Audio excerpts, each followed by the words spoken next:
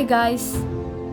Bible എടുത്തൊരു മുത്തം കൊടുത്ത് ലൂക്കായുടെ സുവിശേഷം 15-ാം അധ്യായം 1 മുതൽ 32 വരെയുള്ള വാക്യങ്ങൾ ഒന്ന് വായിച്ചാലോ? 15-ാം അധ്യായത്തിൽ ഈശോപ്പ പറയുന്ന 3 ഉപമകളുണ്ട്. ഒന്നാമത്തത് നഷ്ടപ്പെട്ട ഷീപ്പിന്റെ ഉപമയാണ്. തനിക്കുള്ള 100 ആടിൽ ഒരെണ്ണം അങ്ങ് പോട്ടെ എന്ന് വിചാരിക്കാതെ ആ ഇടയൻ മിസ്സിംഗ് ആയ ഒരു കുഞ്ഞാടിനെ തപ്പിയിറങ്ങുവാണ്. ഇനി രണ്ടാമത്തത് നഷ്ടപ്പെട്ട കോയിന്റെ ഉപമയാണ്. നാണയം നഷ്ടപ്പെട്ട സ്ത്രീ ആ ഒരു കോയിന് വേണ്ടി വീട് മുഴുവൻ ക്ലീൻ ചെയ്യുവാണ് ഗൈസ്.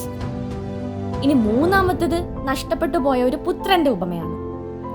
അപ്പന്റെ കയ്യിൽ നിന്ന് സ്വന്തം ഷെയറും വാങ്ങി ചെക്കനങ്ങ് പോയി. ഒടുക്കം പോക്കറ്റ് കാലി ആയപ്പോ, പന്നിക്കൂട്ടിൽ കിടക്കേണ്ടി വന്നപ്പോ, സുബോധം വന്നപ്പോ അയാൾ അപ്പനെ ഓർത്തു.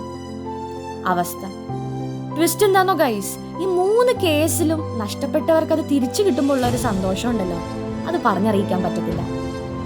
ഇനി ഇറ്റ്സ് യുവർ ഷെയറിംഗ് ടൈം. വേഗം മനസ്സിൽ വരുന്ന റിഫ്ലക്ഷൻസ് കമന്റ് ബോക്സിൽ എഴുതിക്കോ. ഒരു സർപ്രൈസ് ഉണ്ടേ.